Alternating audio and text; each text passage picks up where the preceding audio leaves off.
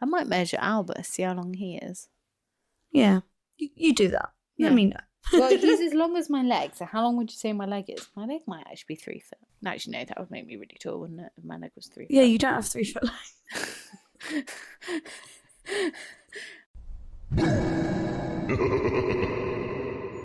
What's up, witches? It's Claudia here, and I have some exciting news. Finally, we have created a Patreon. So you can find us at patreon.com/truecrimecovenpod. At the moment, there is only one tier. It's the familiar tier, and it's just where you can chuck us £1 just to help keep us going every month. We aim to expand on this and create new tiers and exciting content. But for now, if you'd like to support us in this way, please do go ahead. That's patreon.com/truecrimecovenpod. Enjoy the episode, guys. What's up, witches? Hi, I'm Claudia. And I'm Jess. And welcome to True Crime Coven.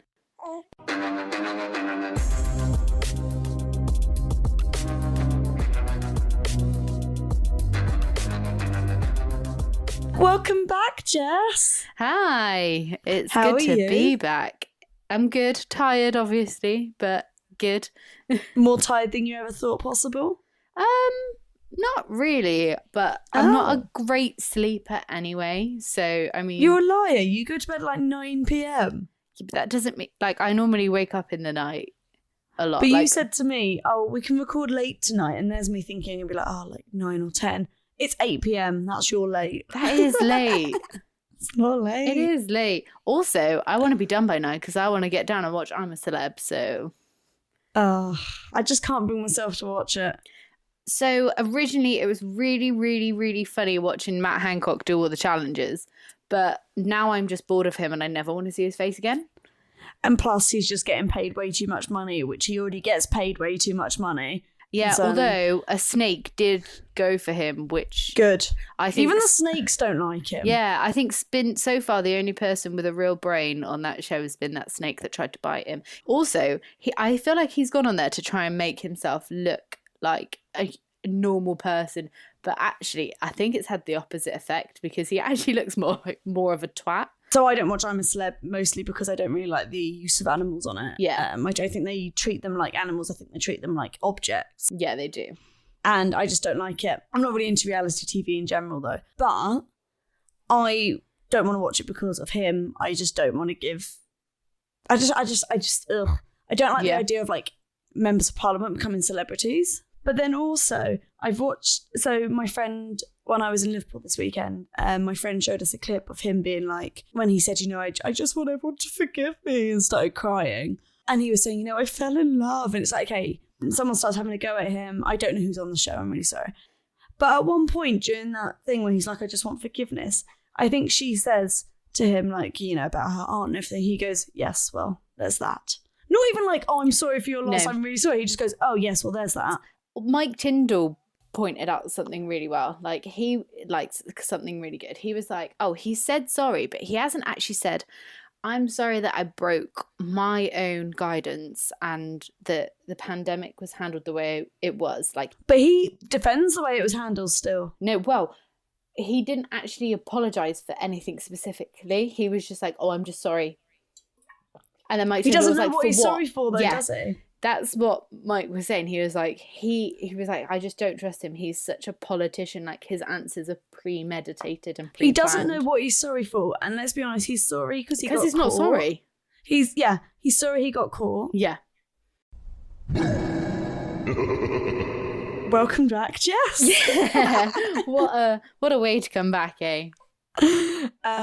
So Jess, if you all haven't been following, is now mum to a beautiful little girl called Orla, who is joining us in the room because Jess's husband isn't in this evening, and yeah, he's at football. That makes him sound like he's just abandoned me, but no, he's going to play football. But no, yeah, that sounds bad, but Aidan is a brilliant husband and father, and this is an impromptu recording, to be fair as well. Oh, there you go. She's making herself heard now. Can you hear her?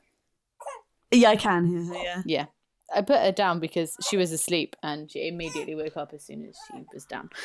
Yeah, this is an impromptu podcast. We literally had decided to record about an hour ago.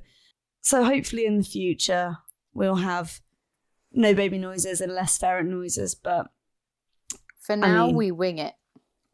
For now, we wing it. And this is what being working women and working mums and all that is about.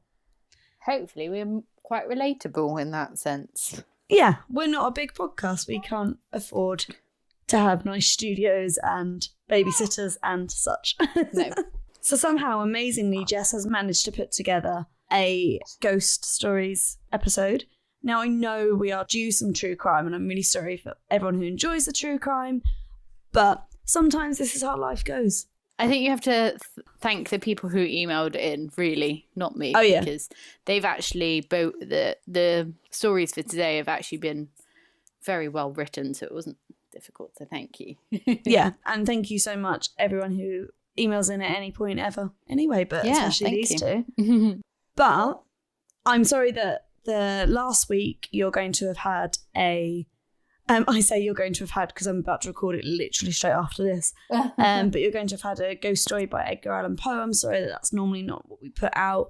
But again, that is something we hope to have on Patreon at some point. Just, regular little ghost stories that are complete fiction, but written by, writers of fiction who do that as a job. So they should be amazing ghost stories. And the week before, obviously, you had a Patreon sneak. So I'm sorry it's been a few weird weeks, but sometimes life doesn't work out how we want it to. And I am really sorry. Hopefully now that I'm in a bit more of a routine with the baby, we'll get back into more of a routine.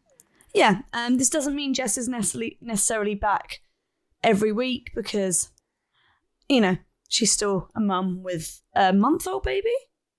She's 5 weeks tomorrow. Oh, so Yeah, Jess is so still a month a month, 5 yeah. week baby. So, she might not be here every week. We're just going to see how it goes, really. Yeah, so she's smiling at me now because she knows she's being a cheeky little monkey. Oh, a very cute, you. cheeky monkey, though. She is.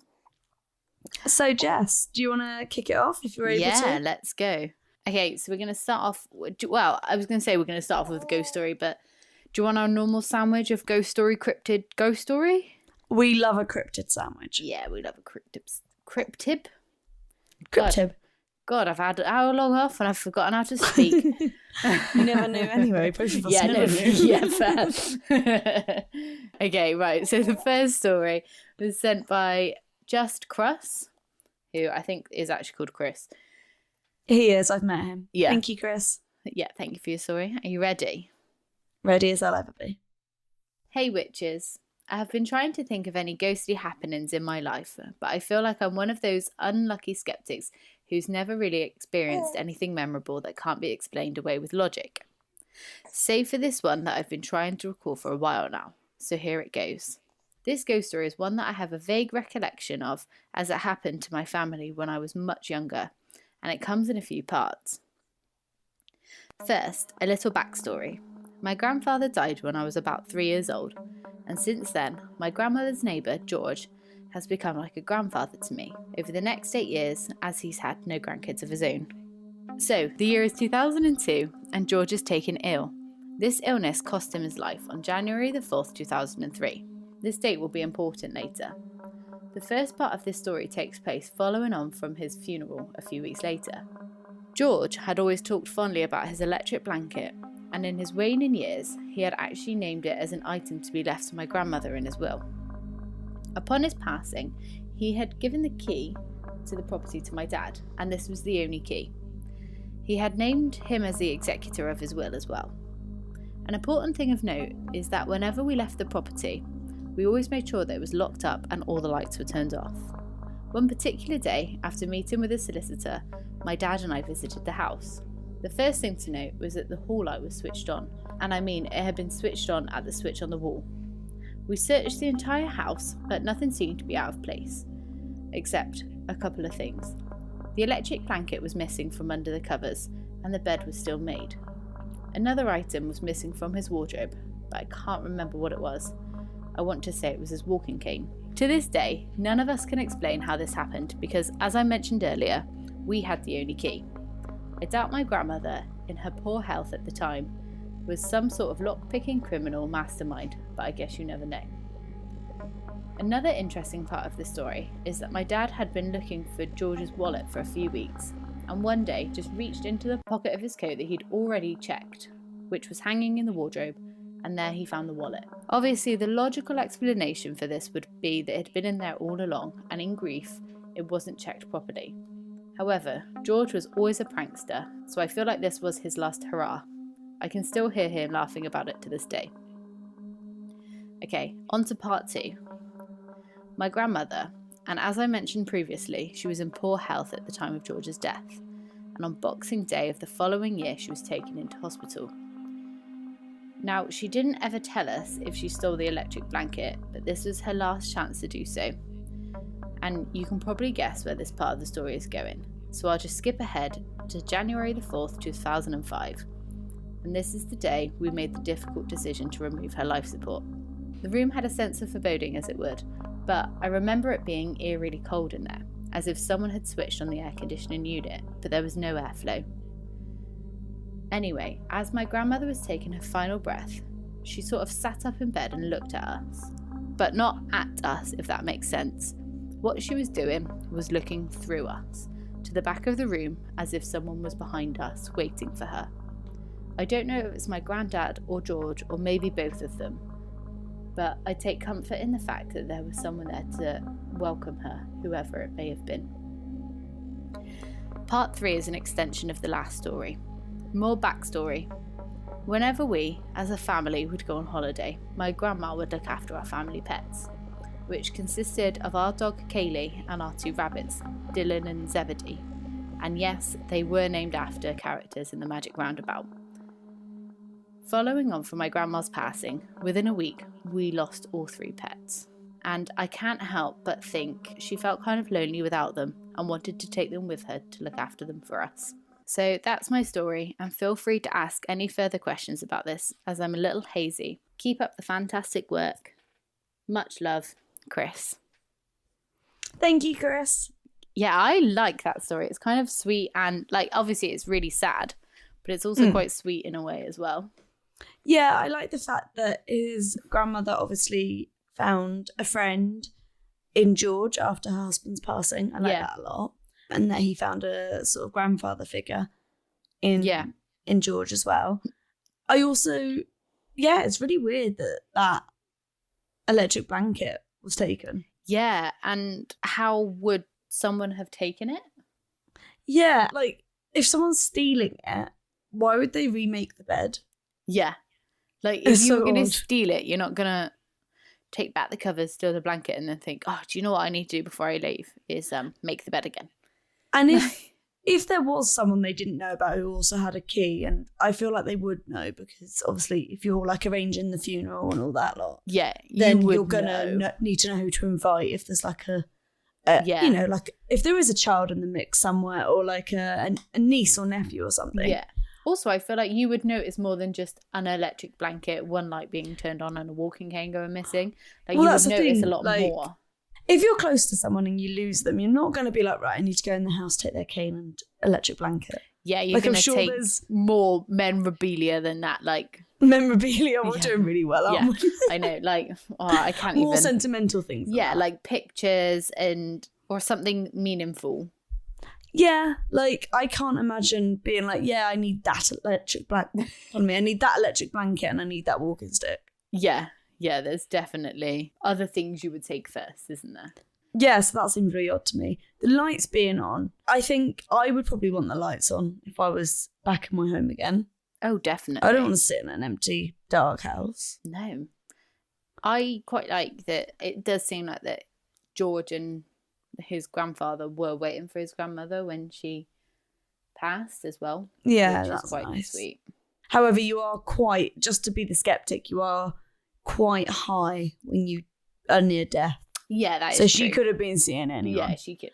Not to take it away. I like the idea that she's got 2 people to like wait for her and escort her off. But the science part of me is like she could have been seeing a whole host of things. But as long as she was content and happy, as long as the family had a nice, it's horrible when someone passes, but to be with someone and for it to be a nice death for them is, such a privilege. Yeah. And I think Such a comfort. even if it was a hallucination, if I lived to a nice ripe old age and Aiden died before me and he was the last thing I hallucinated when I died, I think I would die quite peaceful. Yeah. Like, because even if it's not and it is just chemicals, whatever, but even just thinking like, oh, I'm reunited with my husband again. Exactly. Quite a nice final thought. Yeah, I think so. And I think it's just nice for the family as well that she seemed to have gone quite peacefully. Yeah. On to the last story. I'm not going to lie, I'd be a bit annoyed with Nan if she decided to take me animals with her. Yeah, I would be very upset by that. Also, to have your Nan and all 3 of your pets die in 1 week, I would be absolutely traumatized. I honestly wouldn't know what to do. Yeah. I'd be in pieces. Yeah. I would be upset about my pets, but I mean, I say that, but I don't have any grandparents left, so. Yeah, and also I always think, like, I hope they're happy in their afterlife and not lonely because they've no longer got me looking after them. So I think it's nice that these animals, these pets, obviously had someone looking after them. Yeah. So thank you, Chris. Yeah. As I said, like, sad but happy story. Are we ready for our cryptid filling? Oh, yeah. I'm ready if you're ready. I am ready. I'm always ready for a cryptid filling. It actually moves on nicely to our cryptid today. Oh, okay. So I don't know if you've ever heard of it, but, well, have you ever been to Bodmin Moor? No. Okay. No, I don't think I have. Well, actually, I've got a little bit of information about Bodmin Moor, literally just a few sentences. But basically, if you don't know, Bodmin Moor is located it's kind of like the northeast of Cornwall, which is obviously in the southwest of England. So, we've got all 4 directions there. So Bodmin Moor is a popular tourist attraction and it is known for its natural beauty. And it's also the highest peak in Cornwall, or home to the highest peak in Cornwall, which is named Brown Willy. Oh. Yeah. I mean, I bet there's a few high peaks in Cornwall known as Brown Willy. But it stands at 420 metres above sea level. Ooh, 420 as well. Yeah. So yeah. 420, raise it. So yeah, it is a very beautiful part of Cornwall. And it's very, very historic. So there's like... Many men are happy that you called it a beautiful part of Cornwall. Sorry. I'm a child. Oh, God. We haven't done this in so long. We can't behave like adults. Yeah, so it's a really beautiful part of Cornwall. It's also really historic. So there's loads of like Bronze Age hut circles that have been excavated there. And it's got a wild and rugged landscape. This has come from the website about it. That's how it's described. I was going to say, that sounds like a man, like wild and rugged. But it's also quite a creepy and eerie place. Most moors are. Yeah. So you can imagine come like winter or like maybe a muggy morning or night, mist coming over it. Could be quite creepy, but there's also a little mystery around it. Okay. And again, this is another reason it's thought to be so popular with tourists. So I don't know if you've actually ever heard of it's quite a famous folklore tale about the Beast of Bodmin Moor. I have, yeah. Yeah. And I thought you'd like it because I specifically picked it for you because it is a phantom wild cat. Hey, you like cats too? Yeah, I know. I've seen some supposed pictures of the Beast of Bodmin, and it looks very much like my cat Deli. Because it's just a big... little panther. Yeah, it is. Well, it's a panther or leopard-like black cat. Well, let's hear more. So the reports of the sighting started in 1978. And again, as you said, people were reporting they were seeing a panther or a leopard-looking black cat wandering over the moors. And lots of farmers were reporting mutilated livestock. And they were saying that it was uncommon. It wasn't like a fox or anything. It was obviously something bigger.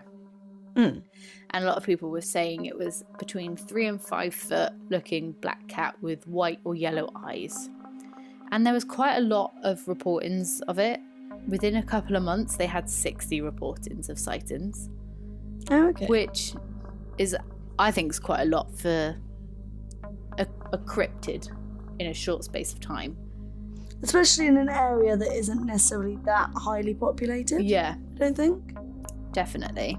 At first, the explanations for it was obviously some people assumed it was an escaped wild big cat that was privately owned by a zoo or someone. The reason it hadn't been reported to the police is obviously because it had been brought over illegally. So people weren't gonna say, hey, I've had this cat go missing, this big cat, because the police would say, well, why do you have this big cat? Yeah, of course.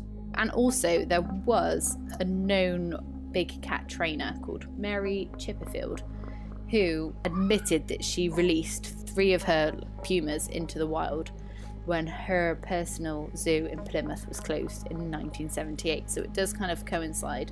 And she did release 2 males and 1 female. That's really irresponsible. Yeah. Not just to other people, but those animals might not survive. Yeah, it's not their natural habitat at all. Not their natural habitat, could completely upset the entire ecosystem. Oh, God, yeah. Not fair on farmers or people. Yeah.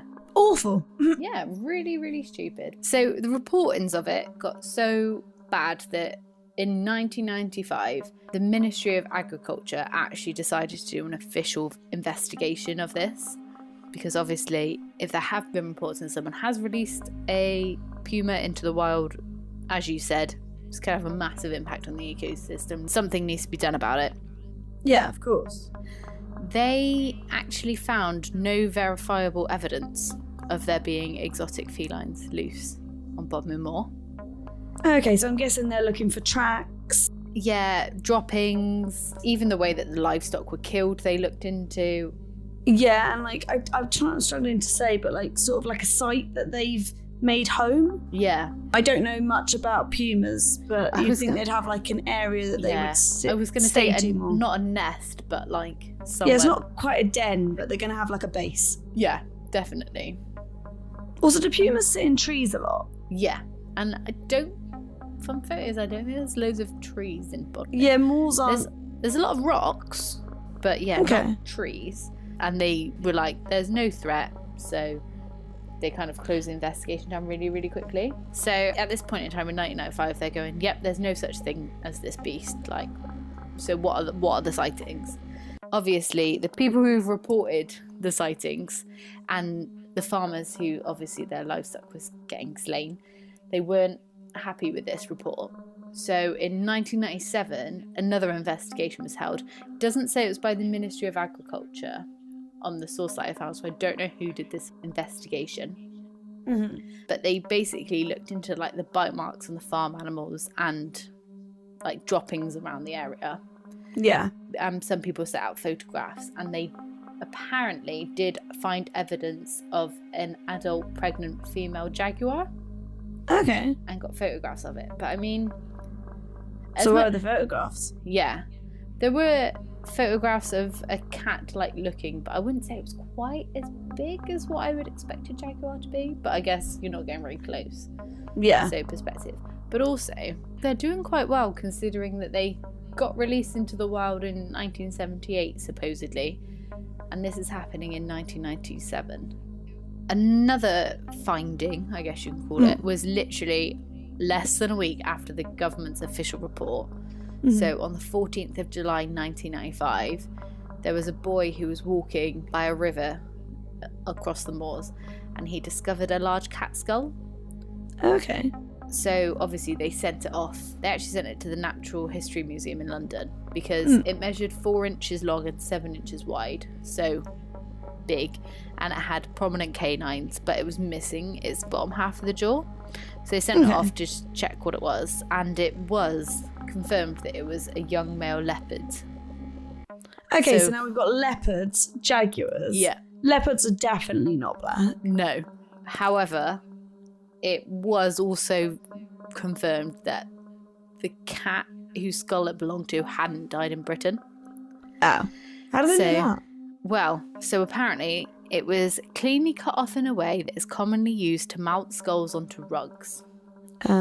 So it'd come to the UK as part of a rug, which I'm assuming as well was probably illegal. And also there was an egg inside the skull which had been laid by a cockroach, which was not native to Britain. Okay. So yeah, okay. So that was just they confirmed that it was just a coincidence that they found this skull. Or someone had it for some reason and was like, oh, this will like mess them up as well. Yeah, this will stir them up. So yeah, but there has been loads and loads of like evidence to prove it, but also a lot of evidence to disprove it. Yeah. So in 1998 there was actual video footage that I haven't seen, but apparently clearly shows a large black cat, which is about 3 to 5 foot long, roaming the moor. I think 3 to 5 foot is quite a significant difference, though. It is, isn't it? Like, I'm 5'2", and I'm 5'6", and I would say there's not a big significant height difference between us, but you know, yeah. I'm considered a short woman. You're considered a medium to tall woman. Yeah. So Aiden's mum is just shy of 5 foot, so she's like 4'11", and my sister's boyfriend is about 6'4" or 5", and there is a significant difference between them. Yeah, and from far away you can still see that difference, even if they're not next to each other. Yeah, you can see. Oh, there's a short woman coming towards me. Oh, there's a tall man coming towards me. Yeah, you can tell the difference. So. Also, some domestic cats are like 3 foot. Yeah, I mean, Albus is, he's not 3 foot, but he's quite a big boy. But I mean, in general, you can get Maine Coons, is it? That are big? Yeah. Yeah, the vet thinks he's part Maine Coon. I took him to the vet the other day. He's 5 kilograms. Oh, God. I know. To put into perspective, Paula's 3.5. Busby's 1. Deli's 2.5. She's on flea treatment for ferrets and cats. Oh, bless her. He's literally double the size of Deli.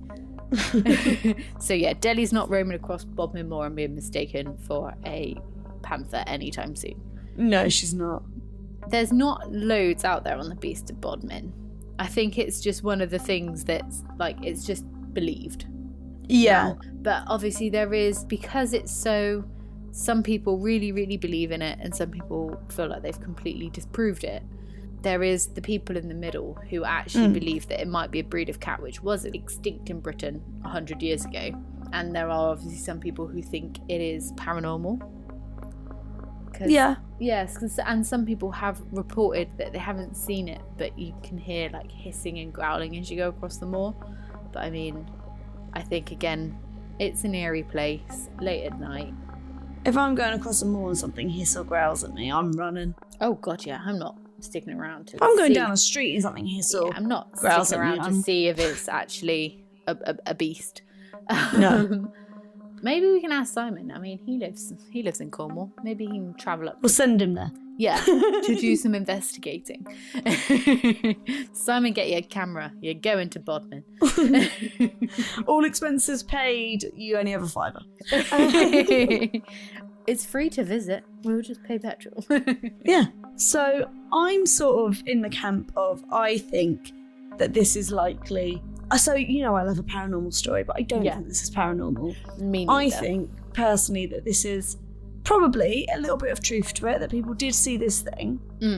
I think maybe it was just a large domesticated cat, or it could have been a cat that was, you know, not native to the UK. I reckon it is that lady who released her pumas into the wild. People have seen it, and it's just escalated from there. I reckon they probably sadly died. Yeah, because there wasn't enough food for them, or it wasn't like ecosystem for them, and I reckon they did die fairly quickly. Also, I know, not that I agree with zoos in any way, shape or form, because I don't think animals should be locked up like that, but if they've gone from captivity, it's very hard to go from captivity to back into the wild and survive. Yeah. Like, because there's natural hunting behaviours that they won't have, especially if they've been bred into captivity. Yeah. And I feel like to be that trained, they will have been. So they're going to have been used to having their food brought to them. They're not going to necessarily be aware of other animals at all, really. No. If they're kept in a cage of just their type, they're not going to know that other animals except for humans exist. No. So there's nothing to stop like a large fox or a pack of foxes from taking them down. Yeah. And what's to say that they didn't end up killing each other? Yeah. Because if you released, so it was said that she released a mating pair, so a male and a female, and then a young male. Likelihood is that young male probably challenged the other male. Yeah. Because actually packs of cats normally have one top male, don't they? And then they have a hierarchy in alpha. Yeah, and then they have the females, and I don't know how many males they normally have. It's normally just one, isn't it? I think so. I mean, cats are quite solitary animals, but they do have their packs as well. Yeah. It's all very odd. I don't know much about jaguars. I know more about like lions and tigers. I don't think it's paranormal. I do think it's something that has gotten out of hand. Yes. Yes. But I do think it's quite an interesting one. It is interesting. Again, it's a bit like Bigfoot. It's a bit like Nessie. It's not quite as famous as them, but still very known. I mean, I'd heard of it. You'd heard of it. But yeah. So my thought on it is that it was either just a large domesticated cat like a Maine Coon, yeah, or it could have been someone releasing a wild animal into the moors. Like you said, they're quite misty. They are. Also, if you're far away from something, can you really judge how big it is? How big? Because as you said, between 3 and 5 foot is a significant difference. Yeah, and a 3 foot is a Maine Coon, and a 5 foot is a jaguar. Yeah. I might measure Albert, see how long he is. Yeah, you do that. Yeah. Let me know. Well, he's as long as my leg, so how long would you say my leg is? My leg might actually be 3 foot. Actually, no, that would make me really tall, wouldn't it, if my leg was 3 foot? Yeah, you don't have 3 foot legs. So I actually listened to the episode that Simon was on the other day, and he was commenting on how stupid we are sometimes, and I feel like that was a real stupid comment. My legs are 3 foot long. No, they're not, Jess. They're not. No, I stretched my leg You're out not and then immediately was like, no. Although my sister's shorter than me and has longer legs than me, so she might have 3 foot legs and just like a 1 foot body. Okay, and now ready for bread, I guess. Yeah, ready for bread and then ready for bed. So the final story was sent in by someone called Andrew Dexter. Thank you, Andrew. Thank you, Andrew. The horror of Gladstone Villa is that there was more than one ghost there, and it was meant for one family. What the family experienced defied rational explanation, such as a very mild poltergeist activity, like lights going off and on, electrical cables being pulled out by unseen forces, dragging sounds, loud bangs, and the occasional but rare sighting. There were footsteps heard every evening, sometimes during the day when the family would be downstairs watching television. This occurred in Wales, UK from 1969 to June 1978. In the former mining town of Bargoed. The phenomena at Gladstone Villa actually convinced a skeptic and a non-believer, so it's worth a look and needs to be documented and shared. Gladstone Villa was a large 3-storey property that stood ominously in the street and loomed over the other houses, dwarfing the 15th century building that stands directly opposite of the road. It was a dank, gloomy-looking place with a damp interior. The family that lived there were of ordinary working-class background. William George Higgs was a typical miner who worked at the local colliery. His wife Rita was a housewife who liked collecting garden gnomes and watching TV soap operas and religious shows every Sunday. Caroline was their only daughter. She was 10 years old when she moved into the Gladstone Villa in 1960. For the first 9 years, everything was fine, living relatively normal everyday lives. After leaving school, Caroline got a job at the local bakehouse in Bodmin Street, just a 20-minute walk from the villa. She was a day shift regular, and it was there she met Douglas Dexter, a local man who worked the night shift. He would stay behind to make her a cup of tea after a shift. They started dating and going to the local cinema. They married in April 1968, and their only son Andrew was born in August 1969. It was soon after this that strange things started to happen. Andrew was just a baby when it all started in the attic. The family were downstairs when all of a sudden they heard what sounded like someone jumping onto the landing from the attic. The family went to see what it was, naturally thinking it was someone breaking in, but when they got there, nobody was there. Whatever it was eventually occupied itself in the master bedroom, which belonged to William and Rita. It often made its presence felt by walking around the bedroom, doors slamming, tapping, and loud bangs, as well as the smell of death in the bedroom. Andrew's pillow in the cot was torn in half. A priest was called, and he blessed the property, and after some prayers he left. But before he went, he said, "Watch the baby." As Andrew got older, he witnessed the poltergeist activity for himself. He heard the footsteps every evening, and his grandfather would turn the volume down on the TV to hear it more clearly. They would listen in absolute fascination as it walked slower above them. One day, the family went out for the day, only to come home to find the furniture turned upside down. Typical poltergeist activity. There was no sign of a break-in, nothing was stolen, and there was no forced entry. The style of the footsteps would sometimes change, like that of a woman in high heels, but it was always in the main bedroom.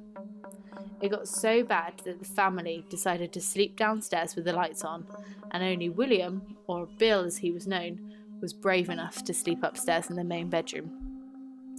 It was here that he had his own personal experience. He was lying on the bed, and he couldn't move. He couldn't even shout out. It may have been sleep paralysis, but he had never previously suffered from this. Andrew also experienced something in that particular room. He was totally alone, but the light was on. It was silent as he lay on the bed. All of a sudden, he felt something jumping on the bed, just like an animal would. He was too scared to look immediately, but when he did, he found nothing there. He went downstairs to tell his family. They went back up only to find actual paw marks impressed on the bedsheets, like that of a dog.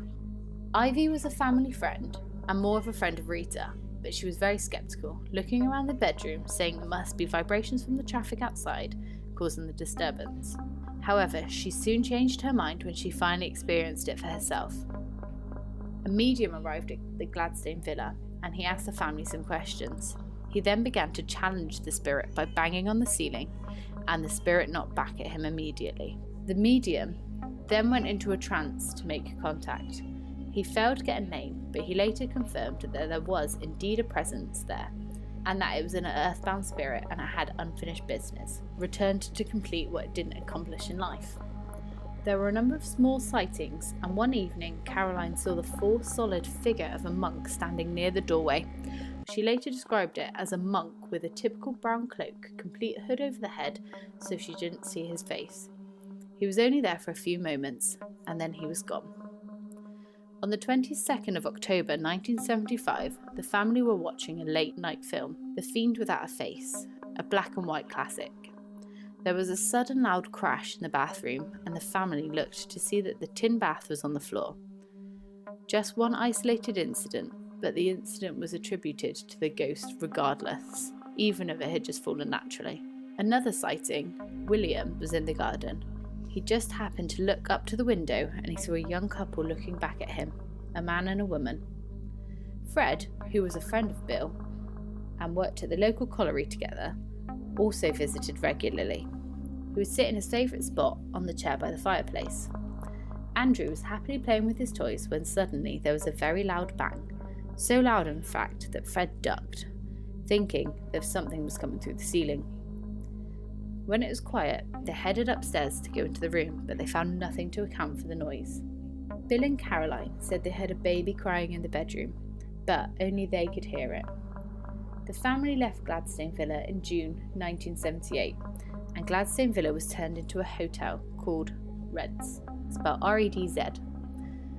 The staff also said that they heard things going on and had lights turning on and off. Someone also reported seeing a vision of a bride in white in room 5. Andrew did some research into the Gladstone Villa and the area, and he found from local libraries that Gladstone Villa dated back to the 1900s. It was named after William Gladstone, a former Prime Minister. A young married couple lived there in 1924, Michael and Evelyn Kimmett. Their 4-month-old baby, Elvin, died there. This may explain the young couple seen by Bill in the window and the baby crying. Did Mrs. Kimmett really think Andrew was her baby? Further research, Andrew discovered that there was a monastery nearby in the 15th century, so that would explain the monk seen by Caroline. This is a genuine experience that left a profound effect on all of them, and that's the end of it. So obviously, Andrew's obviously the baby, which Yeah, in thank the you, story, Andrew. which was amazing, and I love how detailed he goes into it. Yeah, all the details amazing. That's so well written. Yeah. So, first of all, it seems like his birth is what started the activity again. And that completely makes sense when you think about the fact that sadly someone lost their 4-month-old baby. Yeah. Obviously, that unfinished business could be that they, never got to be a parent or something. I'm not maybe. sure. Or if we think it's a residual haunting, the presence of a baby made made them come back or whatever. But that would also explain, like, sometimes the footsteps sounded differently. So they said, like, sometimes they were heavy, sometimes they sounded like a woman walking in high heels. But that'd be a couple. Yeah, if there's more than one ghost haunting this house. What it did make me want to do is go and stay at that hotel. However, I don't understand why the pillow would have been ripped in two, the baby pillow. And there are different sightings that don't seem to match up, which could suggest the bride. Yeah, it could suggest more of like a portal type energy of like seeing different beings coming and going. So you've got like a young couple, and then you've got an animal, and then you've got bride. Trying to think if there's anyone else in that mix. The monk. Yeah, so it's almost like, could it be more of a portal perhaps? Yeah, it could be actually. Or just like a place that holds on to spirits almost. Yeah, spirit safe house. Yeah. Like, have you ever watched Ghosts on BBC 3, I think it is? Yeah. Yeah, maybe we've it's just spoken like about that. Ghosts before. Yeah, it's such. But then series. they all died on the property, didn't they? Yeah, true. It's a beautifully written story, and it's definitely very interesting because you've got all that history there. Yeah, it's funny how the history of the house also matches some of what. Yeah, it's just that bride anomaly, isn't it? That's really and the dog getting anomaly. to me. It's I mean, I suppose that could be explained away by family dog. Yeah, maybe. Just a family pet. Yeah, because you wouldn't necessarily record that the dog lived there, would you? No. That they had a dog. You would record, obviously, that they'd had a baby. It wouldn't be part of a census, would it? No.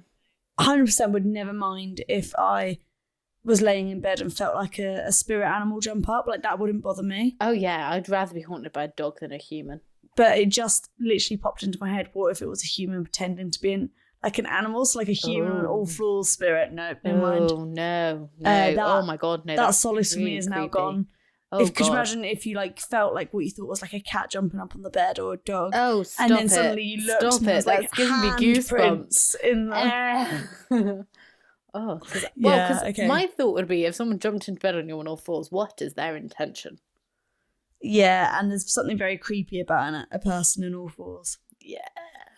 Ooh. I used to know someone who their fear was someone crawling towards them. So if anyone ever crawled towards them, they would literally just kick them. Oh, fair. I mean, it's quite creepy. It is creepy. I don't know what they felt about babies doing it. Hopefully they didn't just kick them. Babies are a lot less sinister than like a full-grown adult crawling towards you. Like if a baby crawls towards you, it's like, oh, because that's the only way that they can move. That's normal. Kind of like, oh, look, that baby's coming towards me. Like, it's quite cute. Whereas if an adult's crawling towards you, you're like, why are they crawling? But no, a very amazing story. Yeah. Yeah, I just want to know more about the history because there does seem to be a few bits and pieces. I want to know about the history of the land. Yeah. That's what I want to know. Very interesting. But it looks like we have another place to go. Yes. So thank you, Andrew, for that story. Yeah, amazing story. Thank you, Jess, for coming on and being able to do an episode despite motherhood. Yeah, I was going to say anytime, but I can't keep Yeah, the promise. anytime that I can possibly do it. Yeah, I will continue to try. I've got a few more cryptids that I've got ideas of doing, but we are running thin on the ghost stories. So. We always are. Yeah, we always are. But thank you everyone for joining us. Thank you for being patient with the fact that obviously you've had 2 weeks of not usual content. Hopefully we'll get there soon. Yeah, sorry for that.